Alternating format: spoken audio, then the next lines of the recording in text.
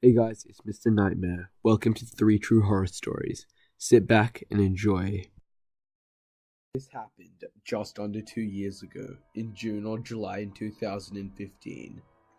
Bored and with nothing else to do, my friends and I decided to go to one of those pop-up fairs that come every year for about a week. It was really small, with only a couple of rides that we actually wanted to go on. One of them was a ride where you stand up and are strapped in and hold onto the metal bars at the side of you. It then spins in a circle, tipping you every way. I had never been on one of those rides, so I wanted to take the opportunity to go on it. I paid my money and waited on the ramp with one of my friends, we'll call her Lucy, to pay and come with me. However, as she got to the front of the queue, she suddenly stepped to the side and shouted, "Hey, I've got a weird feeling. I'm going on the waltzes."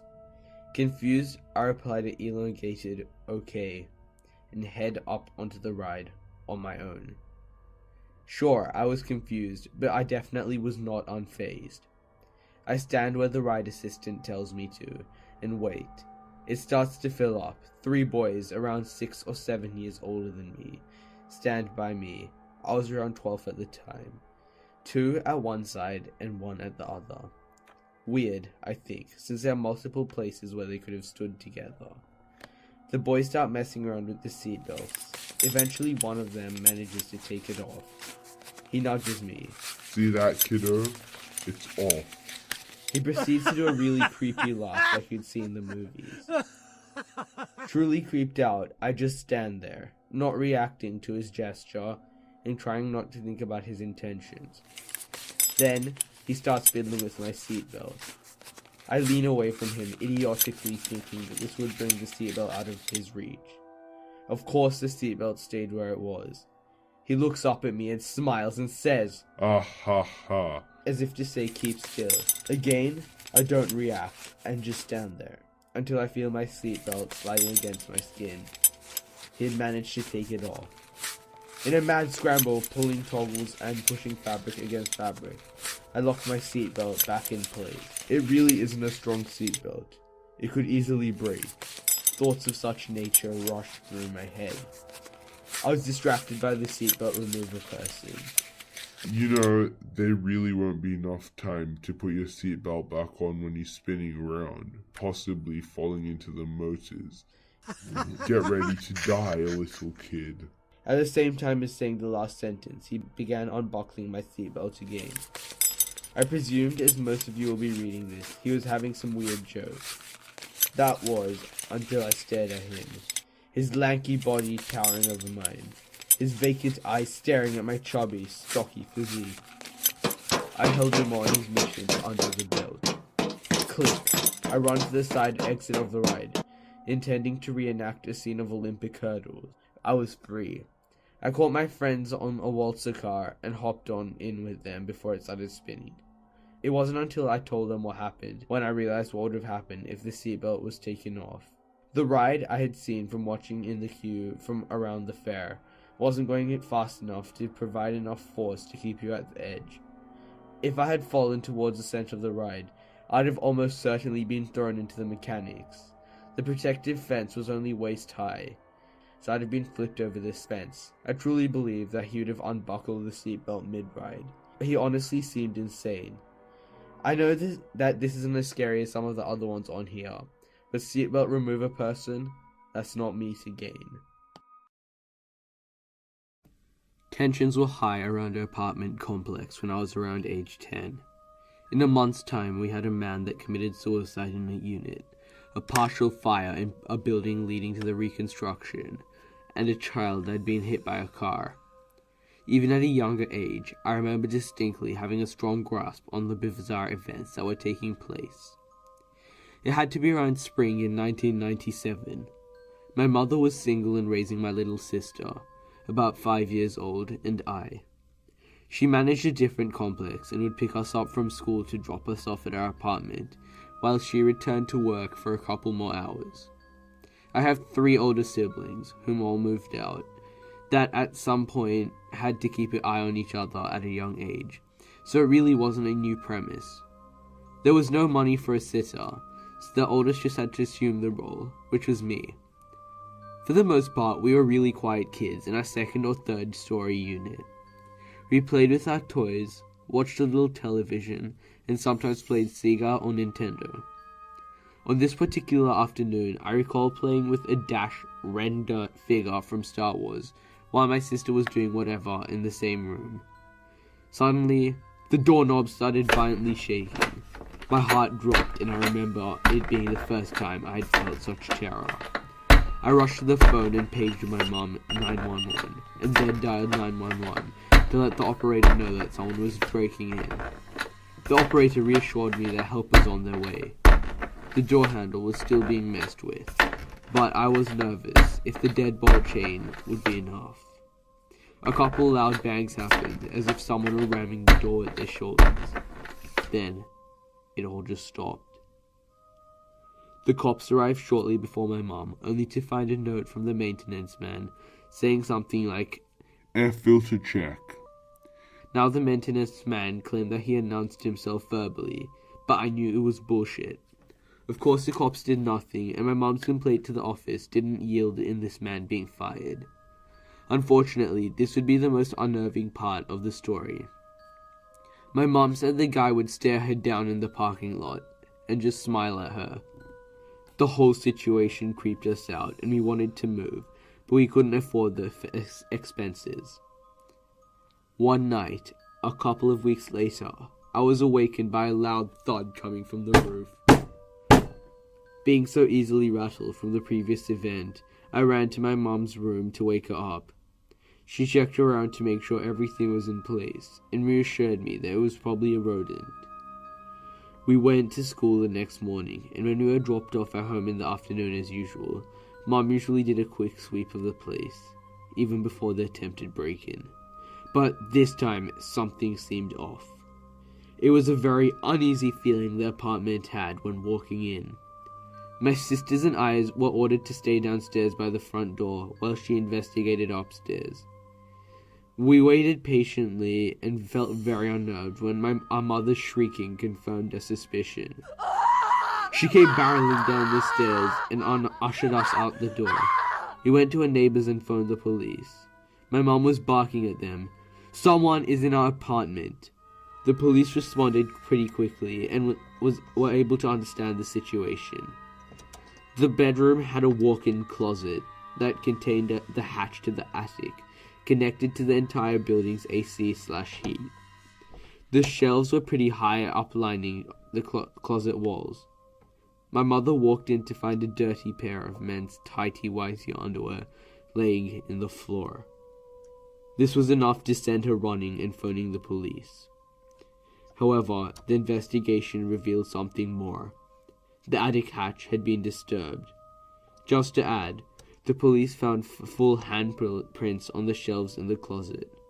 The noises I heard the previous night were more likely this man, hosting himself back up the crawl space, using the shelves to climb after visiting us. The man was taken into custody, but I don't remember what the sentencing was. I need to look up into it. Coincidentally, my older brother is now a homicide detective in the area. We ended up moving into my grandmother's house shortly after.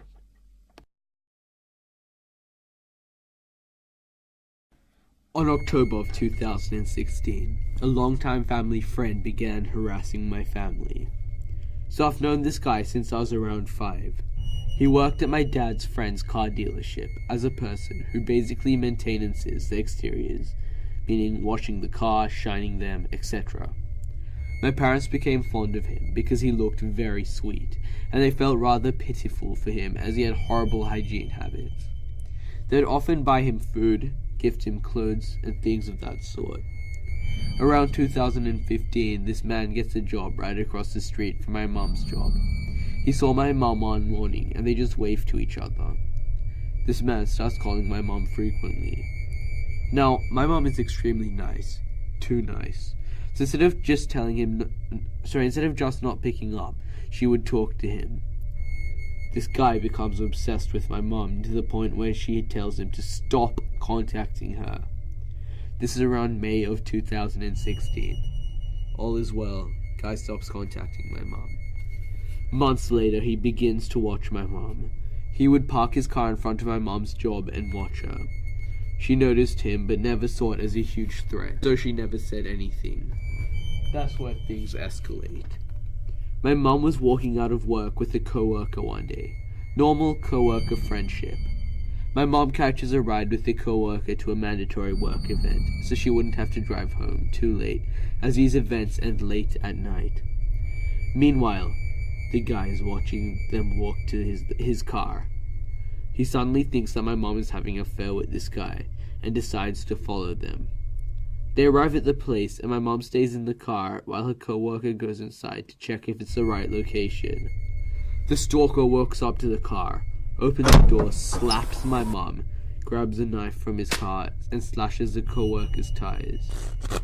My mom is in complete shock and immediately calls her coworker to come outside. The coworker decides not to press any charges against him, even though he easily could, as there were cameras outside the location. Now my mom mentions none of this to my dad because my dad is really explosive, to the point where he will get in trouble over this guy. So everything is okay for a couple of days until this guy starts calling my mom non-stop and leaving her threatening voicemails. The voicemails go along the lines of, "If you don't meet me up at a hotel on Wednesday at 1 p.m., I'm going to tell your husband you're cheating on him." This scares my mom because my dad has a past with domestic violence, and she's scared that my dad will believe him and beat her. Wednesday comes along, and when they get to work, he's outside watching her.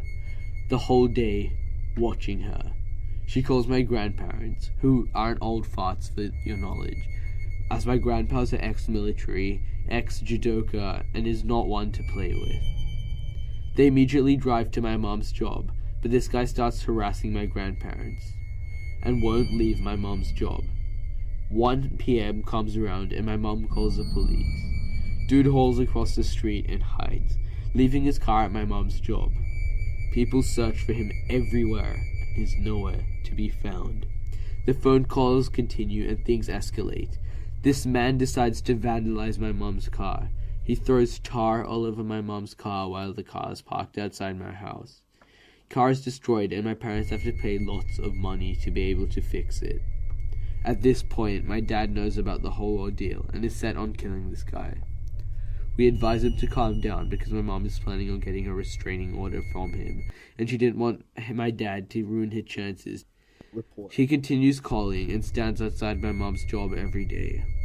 This man starts driving by my house every day and begins to see me as a target. He leaves my mom a threatening voicemail saying he is going to vandalize my car. So at this point, I'm even more terrified. At this point in the story, my mom has had to call the cops on him several times, but the cops say they can't do anything as he hasn't physically attacked her. My mom decides she's finally going to petition for the restraining order, with the police reports and voicemails as proof.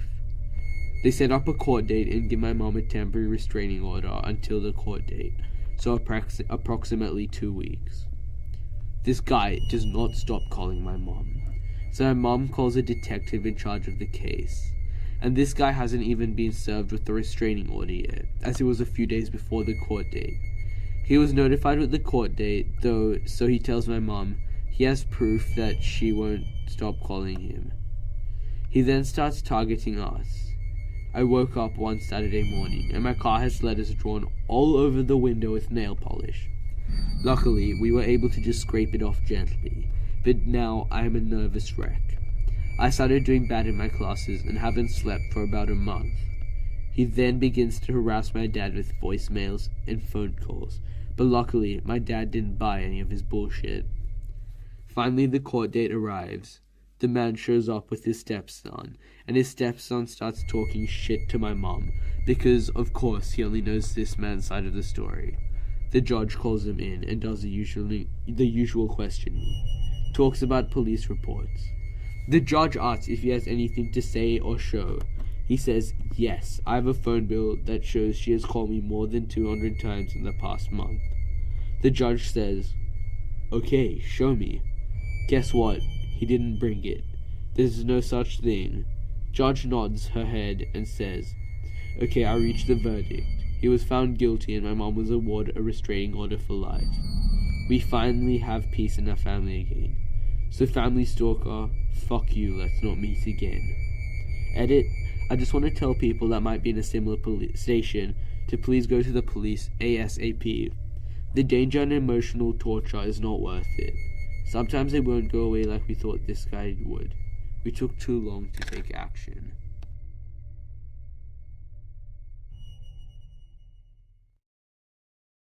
Hey guys, Mr. Horror here. Hope you enjoyed that. Every week there will be a new episode, so subscribe and hit the bell icon for weekly updates.